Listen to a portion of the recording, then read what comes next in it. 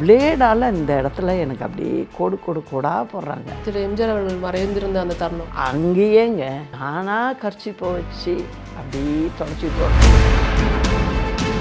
அவர் இறந்த அன்னைக்கே அவ்வளோ தவறு நடக்குதுங்க.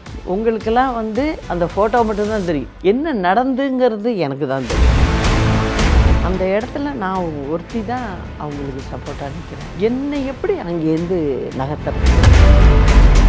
அவங்கள சேலையை பிடிச்சி இழுத்து கீழே பிடிச்சி தள்ளி அவருடைய கடைசி அந்த சடங்குல கூட அவங்கள கலந்து கூடாமல் செஞ்சு, அதனால எனக்கு ஒரு மனசுக்குள்ள ஒரு வைராகியம். ஒரு பெண்ணுங்கிறதுக்குனால தான் இத்தனை ஆண்கள் சேர்ந்து இப்படி பண்ணுறாங்க. இவங்கள இதே இடத்துல ஒரு ஸ்டேஜில் கதவை உடைச்சிட்டு காரை ரிவர்ஸ் எடுத்துகிட்டு போகலாம் அப்படின்லாம் பிளான் பண்ணீங்க. ஆமாம், அப்படி தான் எடுத்தோம். ரிவர்ஸ் எடுத்த சவுண்டை பார்த்தாங்க பாருங்க. எங்களை கடைசி வரைக்கும் அவங்க வீட்டுக்குள்ளே பார்க்க விடுங்க. பாடியை எடுத்து வேனில் பின்னாடி வச்சாங்க பாருங்க. அந்த கேப்பு தெரிஞ்சிச்சு எனக்கு. அப்புறம் நான் இல்லைக்கா, அதுக்கப்புறம் எலெக்ஷன் வந்தது, கட்சி பிரிஞ்சுது. அப்போ கருணாநிதி என்னென்ன பண்ணியிருப்பார் கொஞ்சம் யோசிச்சு பாருங்க. அவர்கிட்ட சமாளித்து வர்றதுங்கிறது ரொம்ப ரொம்ப பெரிய விஷயம். எதிர்கட்சி தலைவர் அப்படின்னு இன்ன வரைக்கும் யாரும் ஸ்கோர் பண்ணல.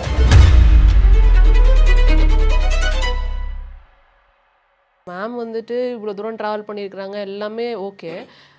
நிறைய எப்படின்னா கான்ட்ரவர்சிஸும் சேர்த்தே நீங்கள் வளர்ந்து வந்திருக்கீங்க. ஆமாம், மேமோட டெமிஸ்க்கு அப்புறம் இவ்வளோ பக்கத்தில் இருந்து பார்த்துக்கிட்ட நீங்கள், இவ்வளோ அக்கறையாக பார்த்துக்கிட்ட நீங்கள், உங்கள் மேலேயே ஒரு விமர்சனம் வரும்பொழுது அது எப்படி இருந்தது ஆக்சுவலாக? ஏன்னா ரெண்டுமே வேறு வேறு விஷயங்கள். பக்கத்துலேருந்து பார்த்தவங்களுக்கு தான் தெரியும் நம்ம யார் என்ன என்னன்னு தெரியும், வெளியிலேருந்து பார்க்குறவங்களுக்கு அது தெரியாது. அதை எப்படி கையாண்டீங்க ஆக்சுவலாக? இதே மாதிரி பிரச்சனைகள் அக்காவுக்கும் வந்திருக்கு. ஸோ அதனால் அப்போ எனக்கு ஏஜ் என்னன்னு பாருங்கள். அந்த ஏஜ்லேயே நான் ரொம்ப அமைதியாக தான் டீல் பண்ணுவேன். ஒன்றும் இல்லை, அவர் இறந்த அன்னைக்கே அவ்வளோ தவறு நடக்குதுங்க. பக்கத்தில் அம்மா நிற்பாங்கள்ல, உங்களுக்கெல்லாம் அந்த ஃபோட்டோ மட்டும்தான் தெரியும், என்ன நடந்துங்கிறது எனக்கு தான் தெரியும். அதாவது பார்த்தீங்கன்னா நீங்கள் சொல்லி கேள்விப்பட்டிருக்கோம். ஆமாம், அந்த இடத்துல நான் ஒருத்தி தான் அவங்களுக்கு சப்போர்ட்டாக நிற்கிறேன். என்னை எப்படி அங்கேருந்து நகர்த்துறது அப்படிங்கிற மாதிரி நிறைய பிளேடால் இந்த இடத்துல எனக்கு அப்படியே கோடு கோடு கோடாக போடுறாங்க. திரு எம்ஜிஆர் அவர்கள் மறைந்திருந்த அந்த தருணம் அங்கேயேங்க ராஜாஜி ஹால்லே நடக்குது இது. ஆனால் நான் இது அக்காட்ட சொல்லலை. நானாக கர்ச்சிப்பை வச்சு அப்படியே தொடச்சிட்டே நிற்கிறேன் ஒழிய சொல்லலை. அந்த அளவுக்கு கஷ்டத்தை நாங்கள் அன்னைக்கே பார்த்துட்டோம். அவர் இறந்த அன்னைக்கிலேருந்தே பார்த்துட்டோம். நாங்கள் இங்கேருந்து போய் பார்க்கறதுக்கு போகிறோம், அவரை அங்கே விடலை. அதெல்லாம் அந்த மறைவு செய்தியே மேம்க்கு போகலை அப்படிங்கிறது. போகலை, நாங்கள் சொல்லி தானே வருது. அதுக்கப்புறம் தான் நான் போகிறேன் இங்கே. அதனால் நிறைய அந்த மாதிரி நாங்கள் கஷ்டங்கள் அதிகம் எங்களுக்கு. அது பட்டா கூட எனக்கு என்ன அப்படின்னா, அவங்கள சேலையை பிடிச்சி இழுத்து கீழே பிடிச்சி தள்ளி அவருடைய கடைசி அந்த சடங்குல கூட அவங்கள கலந்து கூடாமல் செஞ்சு எல்லாம் பண்ணிட்டாங்க. அதனால எனக்கு ஒரு மனசுக்குள்ளே ஒரு வைராகியம் வந்துருச்சு. ஒரு லேடிங்கிறதுனால தானே, ஒரு பெண்ணுங்கிறதுனால தானே இத்தனை ஆண்கள் சேர்ந்து இப்படி பண்ணுறாங்க. அவங்களோட உழைப்பையே யாரும் பார்க்கலையே. அதனால இவங்களை நம்ம விட்டுறக்கூடாது. இவங்க பின்னாடின்னு நம்ம இவங்கள இதே இடத்துல உட்கார வச்சு பார்க்கணும். சீஃப் மினிஸ்டராக உட்கார வச்சு பார்க்கணும். மக்களுக்காக செய்கிறவங்க அவங்களுடைய 9 வருட ஜேர்னியாக அப்படி தான் இருந்தது. அதனால் உண்மையானவங்க இருக்கணும் அப்படிங்கிறத நான் அன்றைக்கி நினச்சேன். அதனால தான் எல்லாத்தையும் விட்டு கொடுத்து அவங்களோடைய அப்படியே இருந்துட்டேன். அந்த நீங்கள் சொன்ன அந்த இன்சிடெண்ட் அப்போ நான் நிறைய இடங்களில் நான் கேள்விப்பட்டது என்னென்னா, ஒரு ஸ்டேஜில் கதவை உடைச்சிட்டு காரை ரிவர்ஸ் எடுத்துகிட்டு போகலாம் அப்படின்லாம் பிளான் பண்ணீங்க. ஆமாம், அப்படி தான் எடுத்தோம். ரிவர்ஸ் எடுத்துட்டு கதவை உடைச்சிரு, கதவை மூடிட்டாங்க. நீங்கள் வரத்துக்கு கதவை மூடி உள் பக்கம் பூட்டிக்கிட்டாங்க. சொன்னோடனே நான் திரும்ப திரும்ப மரியாதையாக கேட்குறோம், விடுங்கப்பா, தலைவரை பார்க்கணுங்கிறாங்க அம்மா, கொஞ்சம் விடுங்கன்றோம். கதவே திறக்கலை. அப்புறம் வெளியில் என்ன போலீஸ் ஆஃபீஸர் அம்மா அலோவ் பண்ண வேணான்னு சொல்லியிருக்காங்க, நாங்கள் என்ன பண்ணட்டும் அப்படின்னா, உடனே என்ன பண்ணோம், அவர் டியூட்டி அதனால் அவர் அதை தான் சொல்ல முடியும் எங்ககிட்ட. சரி எங்கள் டிரைவர்கிட்ட சொன்னோம். சித்தார்த்தன்னு பேர் அந்த டிரைவர். சித்தார்த்தன் ரிவர்ஸ் எடு, உள்ளார உடச்சிட்டு போ, நான் தான் சொன்னது அப்படின்னு சொல்லிட்டு அங்கே 2-3 ஃபைல் இருந்தது. அவன் அதுக்குள்ளே பையன் சொல்லிட்டான், கண்ணாடியை இறக்கிடுங்கம்மா அப்படின்ட்டான். அக்கா சைடு என் சைடும் கண்ணாடி இறக்கிட்டோம். நாங்கள் இறக்கிட்டு நாங்கள் ரிவர்ஸ் எடுத்த சவுண்டை பார்த்தாங்க பாருங்கள், தானாக கதவு திறந்தது. அதுக்கப்புறம் உள்ளார போனோம். அங்கே வந்து ரஜினிகாந்த் அண்ணன்னாருங்க. அப்புறம் எங்கள் முன்னாள் அமைச்சர் வந்து ராஜாராம் அண்ணார் அந்த போர்ட்டிகோவில். நான் அவங்க 2 பேரை தான் பார்த்தேன். அப்போ அவங்க 2 பேரும் சொன்னாங்க, வந்து இவர் அண்ணா வந்து நல்லா சத்தமாக சொன்னார் ரஜினிகாந்த் அண்ணன், பா பாவம்ப்பா அந்த அம்மா, விடுங்கப்பா விடுங்கப்பா அப்படின்னு சொல்கிறாரு. எங்கள் மந்திரியாக இருந்தவரும் சொல்கிறார், அவங்க ரொம்ப கட்சிக்காக உழைச்சிருக்காங்கப்பா, அவங்கள பார்க்க விடாமல் என்னப்பா பண்ணுறீங்க அப்படின்லாம் சொன்னார். ஆனாலும் எங்களை கடைசி வரைக்கும் அவங்க வீட்டுக்குள்ளே பார்க்க விடலை. பாடியை எடுத்து வேனில் பின்னாடி வச்சாங்க பாருங்க, அந்த கேப்பு தெரிஞ்சிச்சு எனக்கு, அப்படியே லைட்டாக பறந்துது. அப்புறம் நான் வந்து இல்லைக்கா தலைவரை எடுத்துகிட்டு போகிறாங்க அப்படின்னு சொன்னோன்னே நாங்கள் வந்துட்டோம். அதுக்கப்புறம் தான் இங்கே எல்லாமே இங்கே வந்தோம்.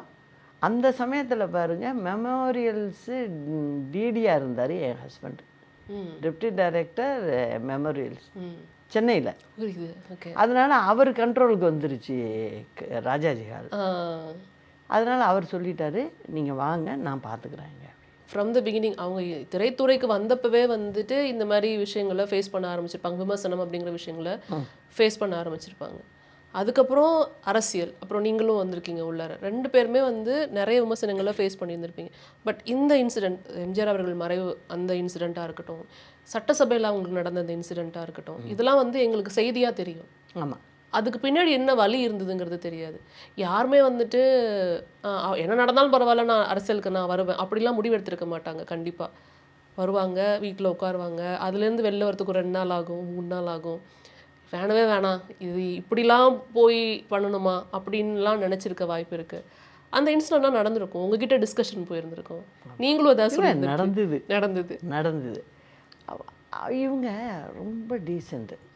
அதனால் என்ன சொல்லிட்டாங்க, இது அந்த தலைவர் மறைவினைக்கு நடந்ததில்ல, அதுக்கப்புறமே அவங்க சொல்ல ஆரம்பிச்சிட்டாங்க, நான் வந்து தலைவருக்காக தான் நான் வேலை செஞ்சேன், நான் ஏதோ பொசிஷனை எதிர்பார்த்தோ எதுவுமே இல்லை, அது உண்மை, 100% உண்மை. அப்படி இருக்கும்போது நமக்கு இது வேண்டாம், நம்ம ஒதுங்கிடலாம் அப்படின்னாங்க. அப்போ நான் உட்காந்து மெதுவாக சொல்ல ஆரம்பித்தேன். சரி 9 இயர்ஸ் நம்ம போயிருக்கோம், ரோடாக போயிருக்கோம், போய் அந்த மக்களுக்கு நீங்கள் ஆறுதல்லாம் சொல்லியிருக்கீங்க, தலைவருக்கு சொல்ல வேண்டியதை சொல்லி செய்யவும் வச்சுருக்கீங்க. அப்போ உங்கள் மேலே ஒரு நம்பிக்கையும் பிடித்தமும் இருக்குது அவங்களுக்கு. அவங்கள நம்ம வந்து நடுரோட்டில் விடுற மாதிரி இருக்காதா நம்ம எடுக்கிற டிசிஷன் அப்படின்னு சொன்னதுக்கு அப்புறம் தான் அவங்க கொஞ்சம் அப்படியே காமானாங்க. அதனால் இல்லைக்கா, நம்ம தொடர்ந்து நம்ம பார்ப்போம், ஈவன் உங்களை பற்றி தப்பாக எழுதுகிறவங்களும் சரி, அப்போல்லாம் மேகசின் தானம்மா எழுதுறது ரொம்ப மோசமாக இருக்குது, என்ன இருந்தாலும் சரி நம்ம இதில் இருந்து நம்ம வந்தாகணும். அதுவும் வந்து 2 பேரும் லேடிஸ் தானே அப்படிங்கிறது ஒரு இது இருக்குது, அதையும் உடைக்கணும். அதனால நம்ம செஞ்சுதாங்க ஆகணும். இவ்வளோ நாள் வந்து நம்ம இதில் இருந்துட்டோம், இப்போ போய் சடனாக ஒதுங்கிறதுங்கிறது வந்து ஏதோ பயந்து ஒதுங்குற மாதிரி இருக்குது. அந்த இதுக்கு போயிடக்கூடாது நம்ம. அதனால் எது இருந்தாலும் சரி நான் கடைசி செகண்ட் வரைக்கும் கூட தான் இருப்பேன். அதனால் நம்ம வந்து இந்த லைஃப்பை எடுத்துக்குவோம், இது வந்து தமிழ்நாட்டு மக்களுக்கு தானே நல்லது செய்ய போகிறோம், இப்படினாலும் செய்வோமே நம்ம அப்படின்னு சொல்லிட்டேன். அதுக்கப்புறம் எலெக்ஷன் வந்தது, கட்சி பிரிஞ்சுது, இதெல்லாம் வந்து எதிர்கட்சி தலைவர் ஆனாங்க. அப்போ வந்து கருணாநிதி என்னென்ன பண்ணியிருப்பார் கொஞ்சம் யோசிச்சு பாருங்க. அவர்கிட்ட சமாளித்து வர்றதுங்கிறது ரொம்ப ரொம்ப பெரிய விஷயம்.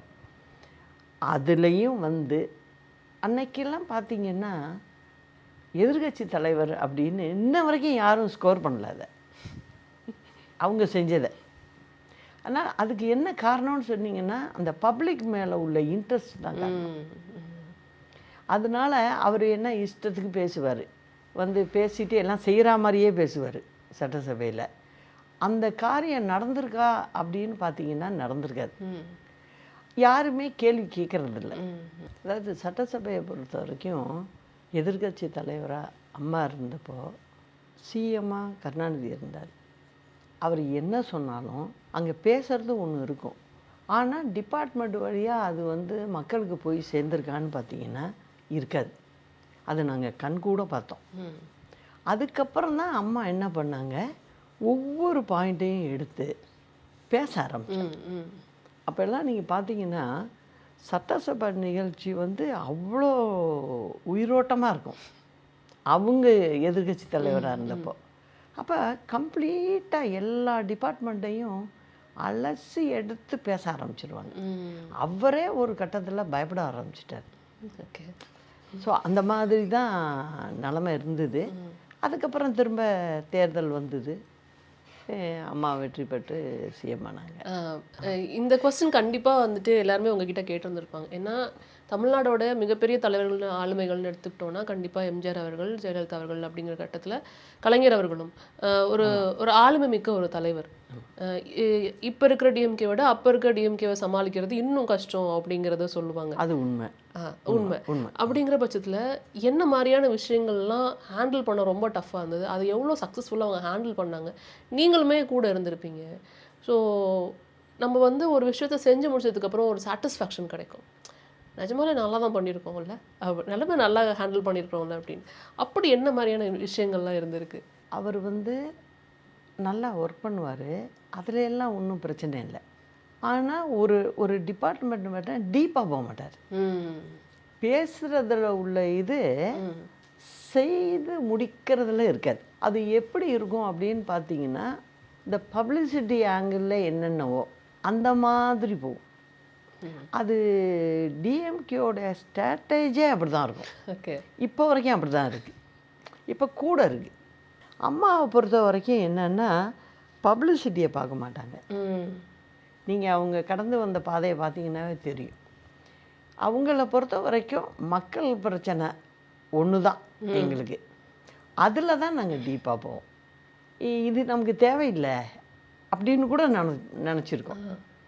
அதுக்கு காரணம் என்ன அப்படின்னா அப்போ உள்ள பத்திரிகைகள்லாம் பார்த்தீங்கன்னா அம்மாவை ரொம்ப எந்த அளவுக்கு தாழ்த்தி பேச முடியுமோ அந்த அளவுக்கு பேசியிருக்காங்க.